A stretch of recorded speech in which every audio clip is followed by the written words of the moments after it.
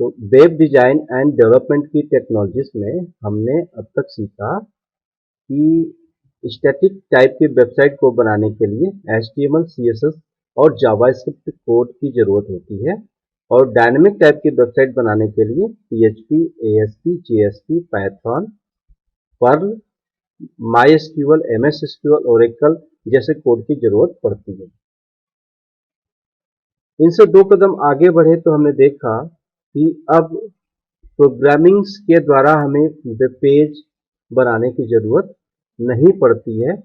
हम CMS का इस्तेमाल कर लेते हैं, कंटेंट मैनेजमेंट सिस्टम का इस्तेमाल कर लेते हैं। और वो जो कंटेंट मैनेजमेंट सिस्टम है, उनमें सबसे ज़्यादा यूज होने वाला जो ब्लॉगर हमने बताया था, ब्लॉगर के बाद वर्डप्रेस, ड्रूपल और जुमला है। Programmers cake PHP, Magento, OS commerce, Zen Cart जैसी उनकी आवश्यकता होती है वैसे CMS का इस्तेमाल करते हैं। अब इसके बाद हम ये देखते हैं कि अगर हमें जीरो लेवल से एक कंप्लीट वेबसाइट बनानी हो या एक वेब डेवलपमेंट करना हो तो हमें किन तकनीकी से रूबरू होना पड़ेगा। आप यहाँ पे देखें, टेक्नोलॉजीज फॉर वेबसाइट डेवलपमेंट। यहाँ पे हमने एक कंप्लीट टेक्नोलॉजीज का इलस्ट्रेशन किया आपके सामने कि सबसे पहले जो वेब पेज होगा उसके लिए आपको फ्रंट एंड डिजाइन करना होगा। फ्रंट एंड जिसे हम देखते हैं, और उस फ्रंट एंड को डिजाइन करने के लिए HTML, CSS और जावास्क्रिप्ट के कोड की जरूरत पड़ेगी, जिससे हमारा एक स्टैटिक वेब पेज तैयार हो जाता है, रेडी हो जाता है। और डायनेमिक के लिए एक बैकएंड स्क्रिप्टिंग की जरूरत पड़ेगी, जिसका कोड सर्वर साइड में ही एग्जीक्यूट करेगा, जैसे PHP, ASP, JSP, ASP.NET, Perl, Python. अच्छा जी, अगर हमने बैकएंड स्क्रिप्टिंग कर रखी है तो हमें बैकएंड वेब सर्वर भी चाहिए। उस बैकएंड वेब सर्वर में माइक्रोसॉफ्ट कंपनी द्वारा प्रोवाइड किए जाने वाला IIS है, इंटरनेट इंफॉर्मेशन सर्विस है या सर्वर है, और दूसरा है अपाची। अपाची सबसे ज्यादा, मतलब PHP और अपाची सबसे ज्यादा आज के डेट में यूज किया जाता है। अब चूंकि बैकएंड स्क्रिप्टिंग के लिए हमें बैकएंड वेब सर्वर की जरूरत पड़ी, तो हमें एक बैकएंड डेटाबेस की भी जरूरत पड़ेगी, और उन बैकएंड डेटाबेस में MySQL, MS SQL और ओरेकल है। इनके अलावा भी और सारे डेटाबेसेस हैं जिनका जिक्र हमने नहीं किया है अभी, जो मोस्ट कॉमनली यूज किए जाते हैं, हमने उनका जिक्र किया। तो अब एक बार देखें, अगर हम बैकएंड स्क्रिप्टिंग में PHP को यूज कर रहे हैं तो हम सर्वर में अपाची को यूज करेंगे और डेटाबेस में MySQL को यूज करेंगे। ये कॉम्बिनेशन होता है। यदि हमने PHP को इस्तेमाल किया तो हमें कौन सा सर्वर चाहिए? हमें अपाची चाहिए।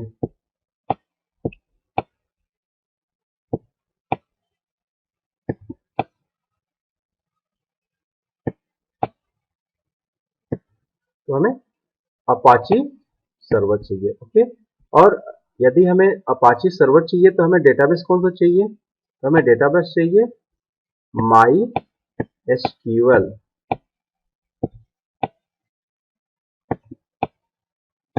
ओके। तो PHP, अपाची और MySQL की हमें जरूरत पड़ी। लेकिन जब हम कोड लिखेंगे HTML का या CSS का या जावास्क्रिप्ट का फ्रंट एंड डिजाइन के लिए, तो उस समय हमें एक डिजाइन आईडी भी चाहिए। डिजाइन आईडी ऐसी होनी चाहिए कि फ्रंट एंड डिजाइन और बैक एंड डिजाइन दोनों में ही हमें हेल्प करे। तो उसके लिए जो इंटीग्रेटेड डेवलपमेंट इक्विपमेंट है वो है हमारा visual studio, Dreamweaver, NetBeans and Eclipse. सबसे ज्यादा ड्रीम व्यूअर को इस्तेमाल किया जाता है। आप चाहे तो नेटबिन्स, इक्लिप्स और विजुअल स्टूडियो को भी यूज कर सकते हैं। They provide you a lot of features to design your backend as well as your front end. And जब भी आप पेज बनाएंगे तो आपको ध्यान रहे, वेब पेज पे इमेजेस होते हैं, तो आपको इमेज की जरूरत पड़ेगी, तो इमेज सॉफ्टवेयर भी यूज करना पड़ेगा। जैसे आप फोटोशॉप में इमेज क्रिएट कर लें, कोरल ड्रॉ में इमेज क्रिएट कर लें, फायरवर्क्स में कर लें या GIMP में कर लें। इनमें से कोई भी तकनीकी का ज्ञान, एक तकनीकी का ज्ञान आपको होना चाहिए, ताकि आप इमेज सॉफ्टवेयर की मदद से जो रिलेटिव इमेज आपके वेब पेज पे लगने वाले हैं उनको आप लगा सकें। तो अब हमारे पास एक कंप्लीट वेबसाइट डिजाइन करने के लिए एटलीस्ट HTML, CSS, जावास्क्रिप्ट का तो नॉलेज होना ही चाहिए। उसके बाद PHP, अपाची और MySQL का नॉलेज होना चाहिए। और एक, चूंकि जल्दी से आप कोड को लिख सकें, उसके लिए ड्रीमवीवर को यूज कर लेंगे as a design ID, and image software में फोटोशॉप, कोरल ड्रॉ, फायरवर्क्स या GIMP में से किसी एक को यूज कर लेंगे। अगर हम जावास्क्रिप्ट से थोड़ा आगे बढ़ते हैं तो यहाँ पे आता है एजॉक्स।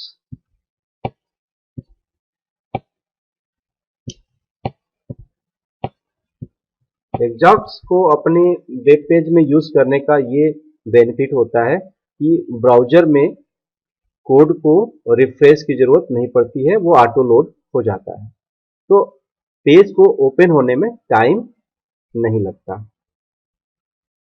बहुत सारे तरह के एनिमेशन होते हैं, उसके लिए आप jQuery को भी इस्तेमाल कर सकते हैं, जावास्क्रिप्ट की, जो कि जावास्क्रिप्ट की एक लाइब्रेरी होती है।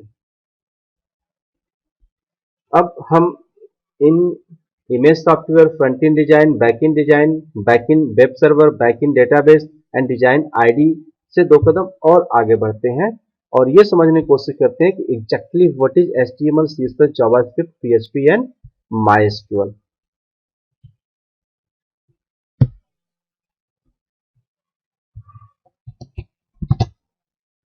Good. What about the HTML? क्योंकि बहुत सारे डेफिनेशंस हम किताबों में पढ़े हैं, नेट पे देखे हैं और ट्यूटर्स ने बताए हैं, बट यहाँ पे मैं आपको सिंपली वे में बताता हूँ कि what is exact meaning of HTML, CSS, JavaScript, PHP and MySQL।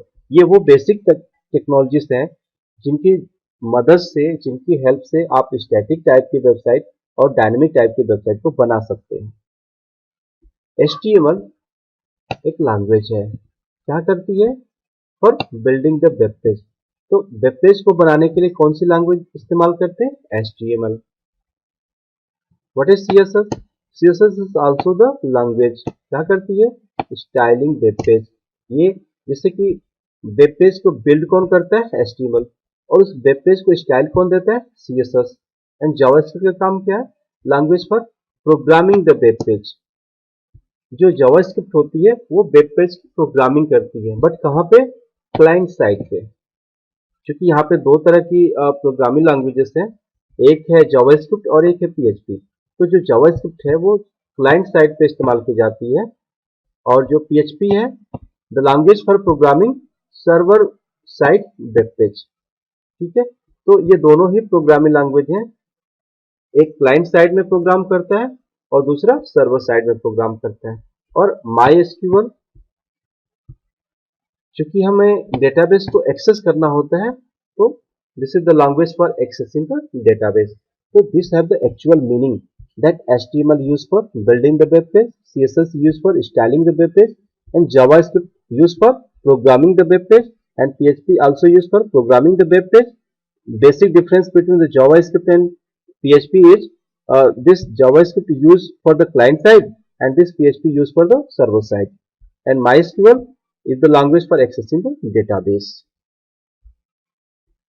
2 कदम इससे भी हम आगे चलते हैं।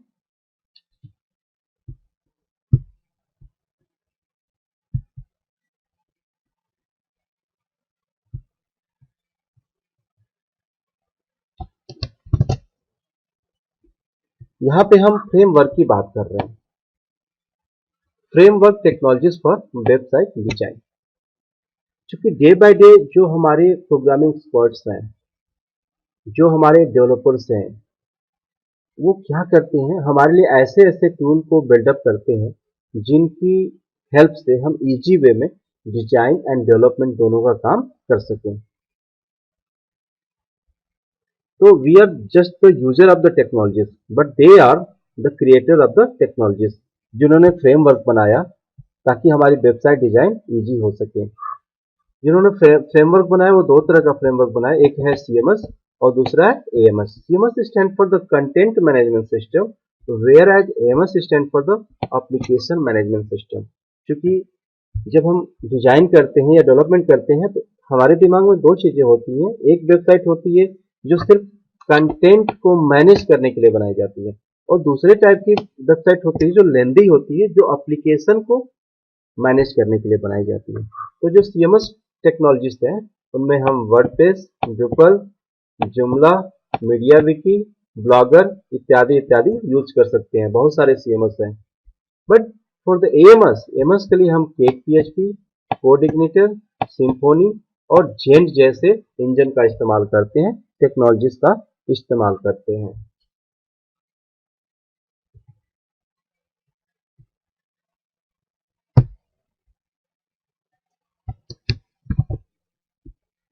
थोड़ा सा हम यहाँ पे समरी कर देते हैं कि हम स्टार्टअप कहाँ से किए थे।